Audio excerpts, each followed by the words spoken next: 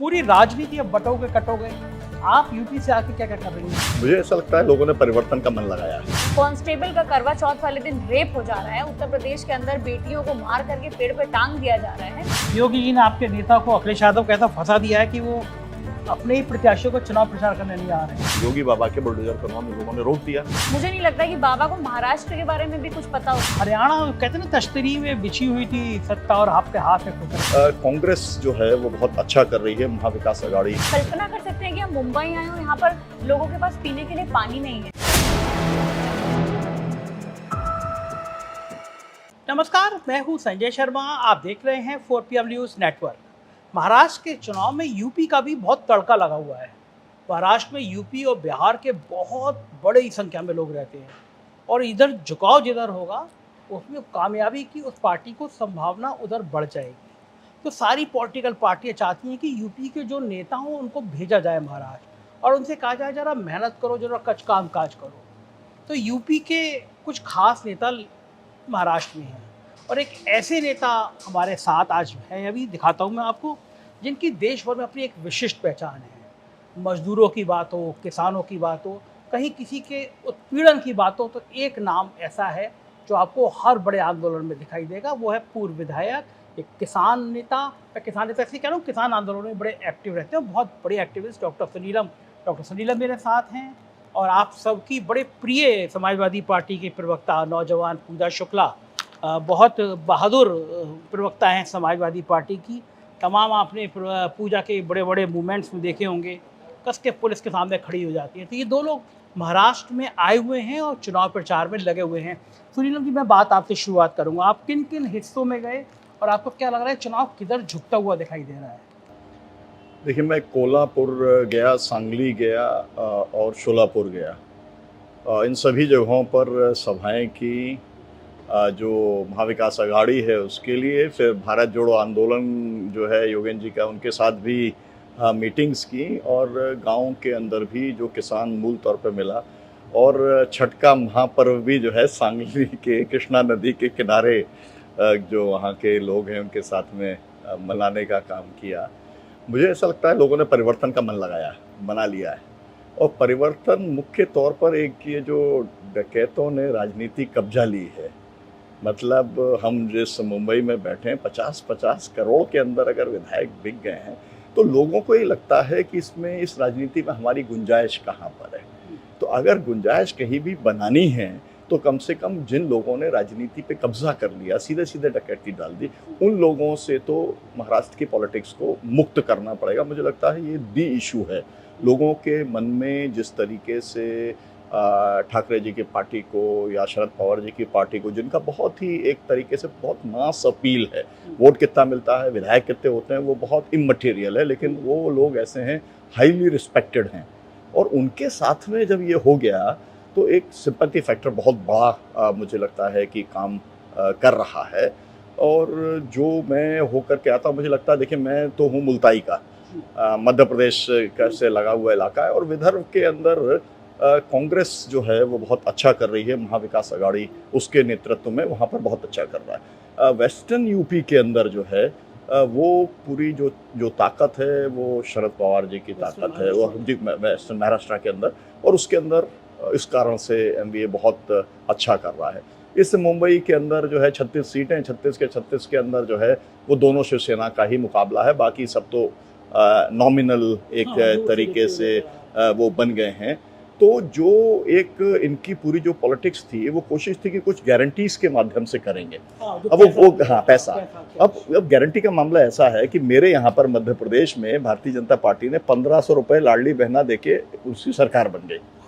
लेकिन इसके पहले कर्नाटक के अंदर 2000 रुपया जो है उन्होंने किया और लाडली बहना, और उनकी सरकार बन गई। तो यहाँ पर तो 3000 रुपये दे रहा है महाविकास आघाड़ी।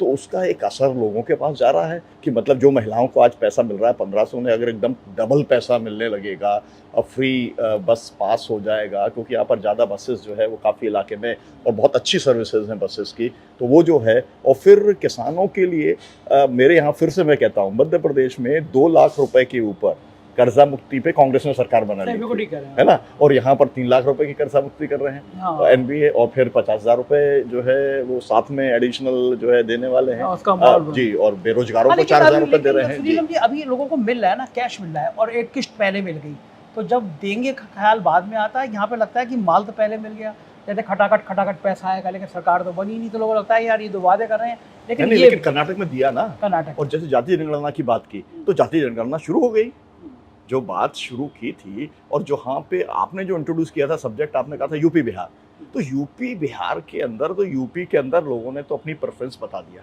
बाबा साहब के जो है ये मतलब योगी बाबा के बुलडोजर को उन्होंने लोगों ने रोक दिया। वहाँ पर समाजवादी पार्टी को 37 सीट्स लोगों ने देने का काम किया, तो वहाँ पर तो लोगों ने परिवर्तन के लिए वोट किया, तो वो हवा यहाँ पर भी पहुँची हुई है। हाँ, ये आप एक कह सकते हैं। हाँ, जी, यूपी जी। की पूजा जी, आपके प्रिय मुख्यमंत्री आए थे महाराष्ट्र में, वो कह रहे थे बटोगे तो कटोगे। आप लोग जो बांटने की राजनीति कर रहे हो उत्तर प्रदेश में, जाति के नाम पर, कभी पीडीए के नाम पर, तो योगी बाबा ने आके कह दिया कि ये सब बटो मत, मतलब हिंदू एक रहो। उसका असर महाराष्ट्र में दिख रहा है, पूरी राजनीति अब बटोगे कटोगे। आप यूपी से आके क्या क्या कर रही हैं? देखिए, अखिलेश यादव जी ने पीडीए का नारा दिया, और पीडीए ने साफ तौर पर कहा कि हम जिन भी लोगों का व्यवस्था ने शोषण किया है, जो भी शोषित वंचित लोग हैं, चाहे वो किसी भी जाति धर्म सबके हों, सबके न्याय की लड़ाई पीडीए ने लड़ी। तो हमने तो जोड़ने का काम किया, हमने कहा जोड़ेंगे, और बाबा को सुनाई पड़ा बटेंगे। तो बाबा की नफरत की राजनीति को तो 2024 के लोकसभा इलेक्शन में अखिलेश यादव जी के नेतृत्व में जो इंडिया अलायंस ने वहाँ पर चुनाव लड़ा, तो उस नफरत की राजनीति को तो हमने 2024 में, जो अभी कुछ ही दिन पहले, कुछ ही महीने पहले रोक दिया। बाबा के पास अब किसी चीज़ का जवाब नहीं है, वो सिर्फ चाहते हैं कि समाज बटे, और बटने के बाद एक दूसरे से लड़ने के बाद ना रोजगार की बात हो, ना विकास की बात हो, और तमाम मुद्दों की बात। मुझे नहीं लगता कि बाबा को महाराष्ट्र के बारे में भी कुछ पता होगा। जब जिस उत्तर प्रदेश में वो रहते हैं, वहाँ के नौजवानों की समस्या हो नहीं समझ पा रहे हैं, वहाँ की महिलाओं की समस्या हो नहीं समझ पा रहे हैं। उत्तर प्रदेश के अंदर कांस्टेबल का करवा चौथ वाले दिन रेप हो जा रहा है, उत्तर प्रदेश के अंदर बेटियों को मार करके पेड़ पे टांग दिया जा रहा है, और वो व्यक्ति आकर के महाराष्ट्र के अंदर अगर महिलाओं की बात करे या एकता की बात करे और इस तरह की बात करें, तो वो एक धोखा है, छलावा है। और उत्तर प्रदेश को देख करके महाराष्ट्र के लोग ये समझ चुके हैं, और मुझे नहीं लगता उस सभा का कोई बहुत इम्पैक्ट पड़ा था, क्योंकि मैं तो उसके बाद कई लोगों से मिली, बात की, किसी ने उनकी बात को बहुत सीरियस नहीं लिया। मैं इसमें थोड़ा सा जोड़ना चाहता हूँ। देखिए, इसके बाद में वो नारा तो हो गया, मारने काटने वाला हो गया। इसके बाद में मोदी जी कहने लगे एक रहो सेफ रहो, तो वो किसको मैसेज दे रहे थे? वो दे रहे थे अजीत पवार को, एक रहोगे तो सेफ रहोगे, नहीं तो तुम्हारे को जो है लटकाने का काम कर देंगे। नहीं, ये मतलब ये वास्तव में ऐसी बात है, क्योंकि अजीत पवार वास्तव में चैलेंज दे चुके। उन्होंने तो साफ साफ कह दिया कि ये जो महाराष्ट्र की परंपरा है ना, वो तो पूर्वगामी परंपरा है, वो तो परिवर्तन वाले जो लोग हैं, चाहे वो साहू जी महाराज हों, चाहे जो है फुले हों, बाबा साहब हों, तो ये तो पूरी धरती जो है वो इस तरीके की सामाजिक परिवर्तन की धरती है, उसमें तोड़फोड़ नहीं चलती। वाली बात उन्होंने एकदम स्पष्ट कर दी। तो लेकिन अब उन्हें समझ में आ गया कि पूरा मामला हमारे ही लोग लेके डूबा रहे हैं, तो उनको चमका दिया। और आपने ये भी देख लिया कि वो जो है अभी झारखंड के अंदर उनका निजी सचिव जो है, उसी के यहाँ पर एजेंसियां पहुंच गई। वो तो करते ही हैं, हर चुनाव से पहले करते हैं। पूजा जी, समाजवादी पार्टी कोई सीट जीत पाएगी महाराष्ट्र में? आप लोग इतनी सीटें ले ली हैं आप लोगों ने, मतलब अगर इतनी सीटें आप उनको और उद्धव ठाकरे को दे देते, छोड़ देते। नहीं, देखिए, ऐसा है कि समाजवादी पार्टी जहाँ भी लड़ेगी वहाँ पर जहाँ पर जीती है वहाँ पर जीतेगी, और जहाँ पर लड़ रही है वहाँ पे अपना एक अच्छा परफॉर्मेंस देगी, और हो सकता है कि हम लोग तमाम सीटों को जीतें। क्योंकि मैं आपको बताऊँ, मैं तो यहाँ पर महाराष्ट्र में पिछले 4 दिनों से हूँ, और हम लखनऊ से बैठ करके जब महाराष्ट्र को देखते हैं तो हम सिर्फ जुहू को देखते हैं, वर्सोवा को देखते हैं, अच्छी अच्छी जगहों को देखते हैं। बट असल में जब मैं इन 4 दिनों में जब मैं लोगों के बीच में गई, गलियों में गई, तो मैंने देखा यहाँ पर बेसिक एमिनिटीज़ भी नहीं है। लोगों को पानी की दिक्कत है, पानी भरने दूर दूर जा रहे हैं, लोगों के पास यहाँ पर स्कूल नहीं है। यहाँ पर तमाम जगहों पर जब हम घरों के अंदर गलियों में घुसते हैं, सीवर नहीं है, सड़कें नहीं हैं, लाइट्स की इतने इश्यूज़ हैं। अच्छे अच्छे परिवार के बच्चे हैं, जो पढ़े लिखे हैं, जो पढ़ना चाहते हैं, उनके पास मतलब हायर एजुकेशन के लिए कोई जगह नहीं है। तो हम तो ये मानते हैं कि हम महाराष्ट्र को देखते हैं सिर्फ 10%।